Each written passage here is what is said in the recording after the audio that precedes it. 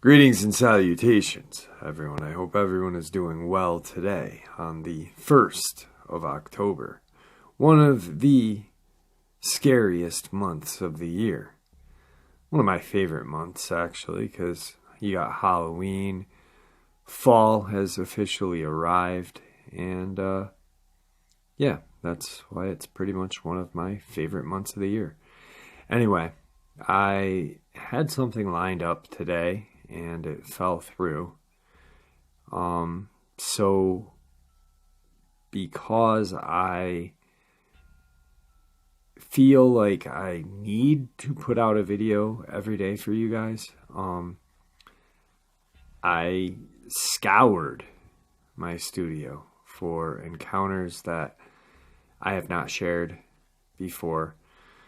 That's why we're having a later than normal upload, so I apologize. But I'm pretty darn sure that you guys are going to enjoy it, because it's going to be terrifying. So, on to the links. As you know, I rely on my Patreon, my PayPal, and my merch to help this channel to continue to grow and go. All of those links are in the description below. I also have a second channel for creepypasta, fanfiction, and scary voice acting. Stories that, well, they just don't fit on this channel. Now, if that's anything that you're into, follow that link and give those stories a listen. You may just like what you hear. Now, I've taken enough of your time, everyone, and you've certainly waited. Let's get on with today's upload. Shall we? Today's first encounter. Back in the winter of 2001, my youngest son and I were on our way from Boise, Idaho to Medford, Oregon.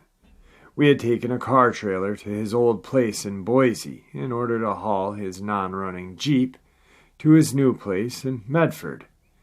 We hit an area of heavy snow in the southern Cascades around 2 in the morning. It took 45 minutes or so to get down the mountain. We had, of course, been drinking coffee to stay alert. About 25 miles west of the pass, it became obvious that the last few quarts of coffee had been drained. We stopped at a wide-open spot in the road near the summer tourist haunt, deserted in the winter. There's a gas station and an ice cream joint on the west side of the road, closed this time of the year, and no town or settlement within 30 miles. This is tall timber country and unsettled. Across the road is a small parking area for the ice cream joint. It is paved and about 200 feet wide and 80 feet deep. I pulled in, and as I stepped out with my .45 on my hip, it occurred to me in a flash that I grabbed my .590 Mossy. Would be good. As we walked to the far end of the area to be well off the road, the hair on my arms and my back of my neck stood on end. The area directly in front was open, with the depth of 50 yards and the width of 100. The night was clear and cold, 8 to 10 inches of snow on the ground, and with the moon almost full, so we could see quite well. While standing and taking a leak with my son about 15 feet to my right, I saw, as if it sprang from the earth in front of us across the open area, 10 or 12 creatures moving rapidly back and forth in sort of a thatch weave pattern. These things, not human men, were close to 7 feet tall, bipedal with long arms, medium-length gray fur, and damn fast on their feet. I brought up the shotgun and slid the safety off as my son was drawing his .45. I don't know if I can adequately explain the overwhelming feeling of menace, but here goes. I'd been operating on pure instinct since I had stepped from the pickup. The rotten feeling hit me in a split second before these things arrived. The feeling, instinct, was that we were prey and subject to a very bad death, and to be slaughtered and eaten, not a logical process, gut feeling, and massively overwhelming. As they were moving about in front of us, more appeared and mixed among them, all the while running about fast in front of us.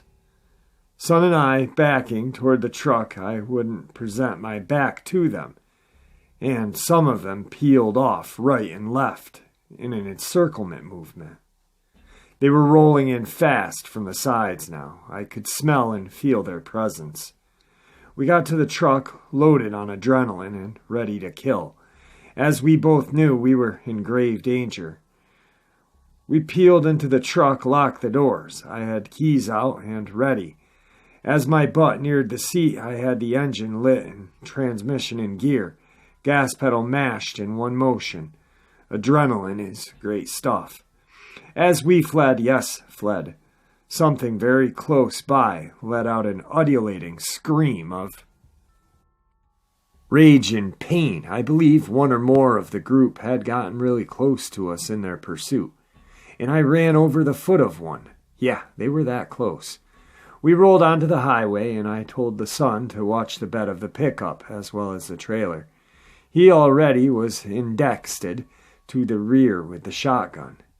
We hauled ass for at least 20 miles before the feeling of grave danger started to abate. The feeling that nailed both of us, as we discussed soon after, was one of being prey, and soon being slaughtered and eaten. I'm not easy led, and neither believe or disbelieve all the Bigfoot, ghost, and werewolf stuff. In fact, I'm skeptical. My son was speaking with a coworker about 6 months later who had grown up in Prospect, Oregon, about 30 miles south of Union Creek, where the incident took place. He asked Jake if he had ever heard of any strange going-ons in that area. Jake went ashy white and pretty much retold the above tale. He says to avoid that place at night. A family friend, a 25-year retired cop, not given to flights of fancy, and an excellent observer, had a tale very similar from a year before. I told my wife of the event, and of course, she looked at me at the beginning as though I had developed a third eye in the center of my forehead. That was from shock. She did believe me, but did not wish to hear any details. She said the tale gave her the chills. Me too, as I write this. Hair on the back of my neck and forearms are sticking up. I have not gone back to explore, and would not without a large group of shotgun and flamethrower-equipped men with me. My son and I are both sane, sober persons, and not taken to hysteria. We were very wide awake as things transpired. We saw and smelled what was there. As a sidebar, neither of us heard footfalls from the creature. They were silent until I heard one as we were getting the hell out of there. To my knowledge, and I have researched, there is nothing that matches these creatures unless one considers old legends and folk tales of were-creatures. To conclude, I have to fall back on Elmer Keith's famous line, "Hell, I was there." Today's second encounter. October 28th, 2010. Two men were walking in the woods near the Friendsview Manor in Newberg, Oregon, when they caught a glimpse of a weird two-legged creature running through a patch of grass to the left of the walking path. They were startled as it was running into the dark. About 5 minutes later, 100 yards up the path, they saw the thing run by again. This time, they could see that it had two skinny, dark legs, like the hind legs of a deer, forked forward at the knees. It was short, approximately waist level, and leaping, running farther onto the trail. It was dark, definitely not a person or a deer. The thing made no noise, and they only saw it for a second. Then, 2 days later, while playing disc golf at Ewing Young Course, on the wooded section of the course, two other men and one of the original witnesses saw a similar creature during the day. As they approached the number 10 hole from behind the basket, they saw the same thing. It had slick, greasy-looking black hair, like that of a dog, and the same forked legs at the knee. They couldn't see the face because a small tree blocked the view, but about 5 seconds of standing still, it hopped behind the tree and out of sight. When they went to look, it was gone. The source contacted a local pet owner who had once owned wallabies and stated that the last time they had any of them was 2 years ago. He also affirmed that he doubted that wallabies could survive in the climate during the winter. Now, as you know, wallabies look very similar to kangaroo. Kangaroos have a resemblance to the Dogman. I'm thinking what these guys saw is a juvenile or very young Dogman. What do you guys think? North Vancouver, September 2010. Witness suddenly heard some loud thumping sounds against a plastic garbage bin in the house. They figured a bear had gotten over the fence again. They peeked out of their curtains together and were shocked at what they saw. It was a creature standing on its hind legs. It had dark, shaggy fur, but it definitely wasn't a bear. It looked muscular and thin and had a snout like a coyote or a wolf. It ripped through their garbage. They think for the salmon bones and the carcass inside. It was grunting and growling quite a bit. They were completely petrified standing at the window. They wanted to look away, but at the same time, they were morbidly fascinated at what they were looking at. After about a minute or so, the creature ran to the back of their yard and jumped over the fence. The witnesses were convinced that they had seen some kind of werewolf-type creature. November 2009, Newport Beach, California. Gus was coming off of exit for the 133 road connector, and while he stopped at a light, he saw a group of 3 large four-legged creatures dash out from the trees along the road. He started second-guessing himself and tried to convince himself he was just seeing things. He made a left turn at the light, and while the speed limit was still 40 at this point, he looked up and almost pissed his pants. Those 3 beasts were running upright. The wolves, which seemed to be the most logical guess, were about 6.5 feet tall, and looked like they easily weighed 250 to 275. They had snouts and mouths that almost could have been expressive, being able to smile or frown. And the fur was dark, although there wasn't enough light to tell if it was dark brown or black. He was going at 45 miles an hour, and the giant wolves were keeping up with him with ease. He then literally put the pedal to the metal and sped up to 70. He was sweating profusely and having a panic attack. As he sped up to 70, the wolves stopped following him. Considering he was about to enter high-traffic part of the road, the wolf-like creature at the front seemed to stop on a dime and watch him drive off. He didn't hear any howls before or after this sighting. Today's 5th encounter. Alberta, Canada. On the evening, I have seen the hyena-like animal. I was small game hunting along a heavily wooded exploration trail that looked fruitful for rabbits. I generally hunt alone, but carry a shotgun because all too often during these often successful rabbit and grouse hunting journeys, black bear and occasional wolf packs are nearby, and a .22 rimfire is a poor caliber for self-protection here in northeast Alberta. During my hunting walk along this one west to east goat path, I noticed a turkey vulture was always overhead, and if you watched your 6, an owl always trailed me. This is very routine there. What was not, in my opinion, a routine thing was an unusual noise animal source never found. A constant coughing sound described best like a cat coughing up a fur ball, but no change in pitch, volume, or cadence. It sounded like a sound effect generated by a studio. Certainly, what animal has the lung capacity or vocal cords to generate this strange sound? This was almost more worrying than the sighting itself. On this day, I just came to the decision to ignore the sound and continue hunting. This particular forest trail had 2 small rises along my direction of travel to the east and over a second hump. A small game was more frequent seen, I think, because the main road was far enough away. That small animals felt safer there behind the second mound. Soon I heard what was larger than a rabbit just off to my right, and I was later than usual arriving there, and the daylight was rapidly fading.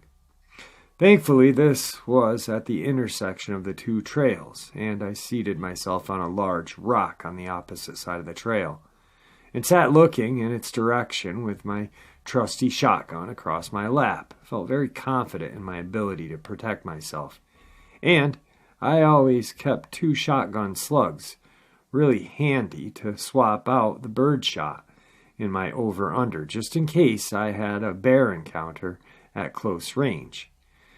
I seen this dog-like animal as it came around a huge tree. It had dog-like ears and a dog-like snout, but its front legs were certainly larger than its back. Never seen this before or since. Also appeared to have very muscular back and chest. Almost humpbacked to me. Was this a wolf with a deformed, broken back, or the now 10,000-year extinct American hyena? I don't know. And I've seen several wolves in the past, tons of coyote and fox, so I felt pretty qualified to speak about canine animals. Also, its incisors looked unnaturally long, and I think it had a grayish coat with some strange yellowish or red patches on its back. Very hard to confirm in the dusky light. Its eyes had a strange yellowish color to them. I was unsure whether to shoot it or not, but decided to leave the area immediately. I know well enough not to run as to appear to be prey to a predator, but kept loading my shotgun at a low ready just in case. Stopping often to check my six, just like an infantry soldier on patrol. I left and never actually returned to that spot. On another occasion, I heard the large animal getting up in the woods at least twice in a totally different place, again while small game hunting. I had the distinct feeling I was being watched. This was near a registered trap line I later discovered was easy to find, an excuse not to return there. Some months later, I found 2 thoroughly mutilated calves and a cow someone really took their time with.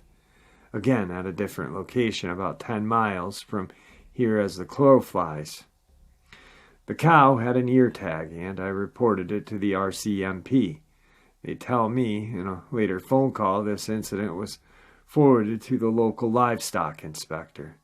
I must say, perhaps just rustled cattle butchered right there, but seems stupid, as it is at a corner, very busy forest road. Maybe a mutilation, maybe not. I just hope these strange occurrences are it for me. I had a recent health scare, and I don't need any more drama in my life. This next encounter is a subscriber's encounter that was in the comment section.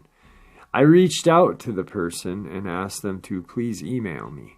I don't know if they saw the comment or not, but you will know who you are once you hear this encounter.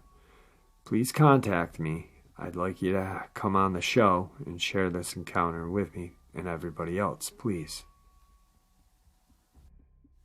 I had an encounter when I was 15. I'm from Pike County, Kentucky. I was raised deep in the county in Canada, Kentucky. My encounter happened fast, but I got a clear look at what I thought was a werewolf.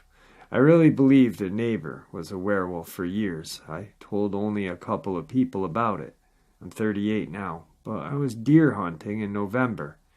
It was a cold day. It was around 6 o'clock in the evening, and it happened the same way as so many other stories. I've heard. The woods went silent, and I felt a primal fear before ever seeing anything. I was hunting with a pump 12 gauge with slugs, but the fear was something I can't explain. I froze in place. I heard a limb break to my right at 50 to 60 yards, and it caught my eye. It was solid black with tan skin. I went back later with a friend, and we measured using a limb it walked under. It was over 7 feet, and it looked like 500 to 600 pounds. It never looked at me, but I know it knew I was there. It walked at an angle right to the left, and it looked like a bodybuilder. And shooting it never crossed my mind. It looked like the werewolf from Van Helsing with long pointy ears. I had slugs, and I don't think I could have done anything but piss it off. I was so scared and helpless. It's a life-changing experience. I don't know where these creatures come from, but they are built like Spartans, like they are ready for war, apex predators. I honestly don't know why it didn't pay any attention to me, but it somehow scared the fuck out of me with me seeing it. I just figured I'd tell my story because nobody knows about it other than my girlfriend and a couple of friends. But until you run into one, you can't imagine the true size of a dogman. I still hunt. I'm just more aware of what's going on. Our government and military know, and they hide it from us. Like I said before, you obviously know if you hear this and it's your encounter. Please reach out to me. My email is in the description below, or it's nadolny.m.jeff@gmail.com. Please, I'd love to have you on the show. Tonight's final encounter. Western Oklahoma, 1983. Since that winter day when he saw an animal he can't name, Billy Perry arms himself with a deer rifle whenever he goes across the creek to feed his hogs. Just a couple of days before the snow and ice melted that winter, Billy, a 15-year-old high school freshman, was scouting for coyote tracks along the Trail Creek near his home when a growl made him stop. The noise came from an animal standing on 2 legs about 20 yards from him. Frightened, the young hunter dashed to his parked car and drove away. It was 4 or 5 feet tall and pretty wide, said Perry. It stood upright, and it had kind of a reddish-brown hair color. Reports of an unidentified creature in western Oklahoma by the Perry family and others in Dewey County aren't the first in Oklahoma. In 1977, search parties were formed after similar sightings were reported in eastern Oklahoma, near Bristow and Stillwell. The Perry family says the animal prowled their property and near their home for more than a month that winter. It was an animal that only Billy saw clearly. An animal they say smelled like sewer. Hair samples found by Perry's house were sent to Hayden Hughes, director of Sasquatch Investigations of Mid-America. The hair sample looked very interesting. At this point, we can't confirm what kind of animal it came from, Mr. Hughes states.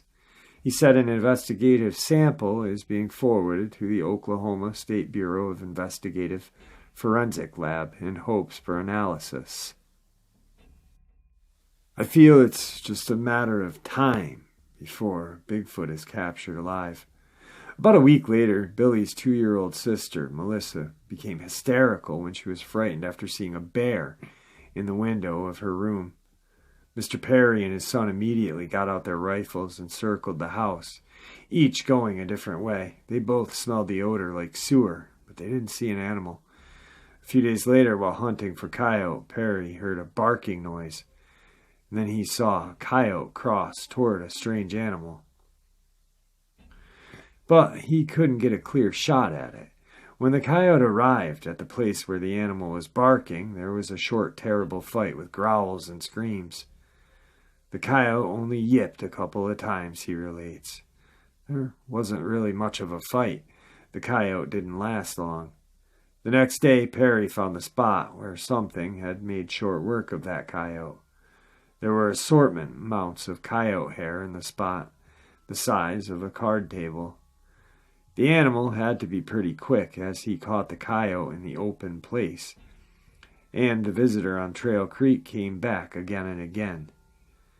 Late one night, a heavy animal ran around the north corner of the house. Mrs. Perry was in the bedroom, and Perry was in the living room on the south end of the house watching a movie, when both of them heard the footsteps. The dogs all ran to meet at the one corner of the house, and they briefly tangled trying to get to it. After search, reddish-brown hair with a strong odor was found there. The following night, the animal staged a repeat performance. Again, it was late, and the sound of the animal running around the house woke Mrs. Perry. "If I hadn't been there and you had told me this story, I would have thought you were goofy," Mr. Perry said. In the meantime, Billy noticed a sewer odor around the pig pen and heard something crunching through the brush on a few occasions. Billy claimed he could smell the sewer odor stronger than the smell of the hogs. The next weekend, Mr. Perry, Billy, and several friends hunted for the animal. A repeat hunt was held on Sunday. 7 or 8 men came out on Monday. I had to go to work, but they hunted. The hunts didn't turn up an animal, but Mr. Perry said tracks were found along the creek.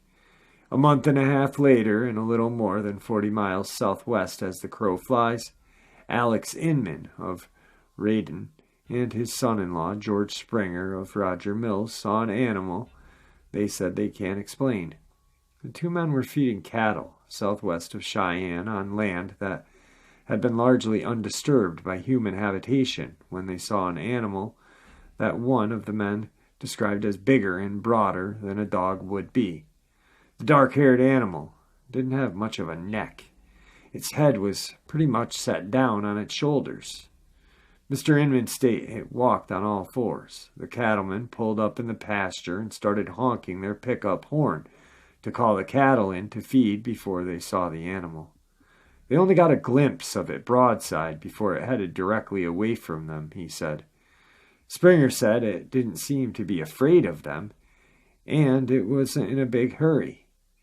They had plenty of time to get a look at it, even though it was quite a ways off.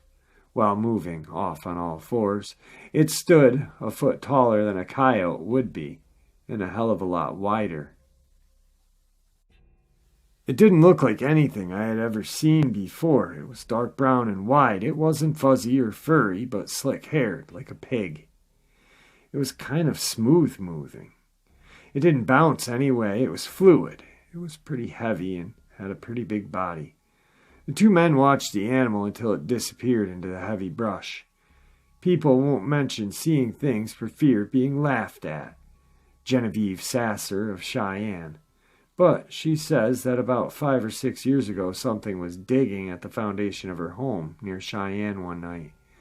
No one dared to venture out and see what it was. She says growl and angry noises came from the animal, and it went to the kitchen window where the light was on. She said she turned the light out and another one on. The animal left the dark window and came to the lighted one, she added. The next morning, Mrs. Sasser checked for tracks. The animal had tried to dig under the foundation instead of trying to get in the window. The tracks were like dogs, but as big as a man's hand, she says. No claw marks showed in the tracks, but claw marks did show where the animal dug against the house. Whatever it was, it finally gave up and went away. Her dogs didn't challenge the animal, they just took off. It makes me wonder what is out there. They need to find out what is going on. Other people, like Mrs. Sasser, say they would like to know for sure what lives in the creeks and canyons of western Oklahoma. Alright guys, I hope you enjoyed all of these encounters. Like I said, I had something set for tonight. Fell through completely. I apologize. Hopefully nothing more falls through, because it really I don't know, it drives me nuts when something falls through because I'm thinking about it all day.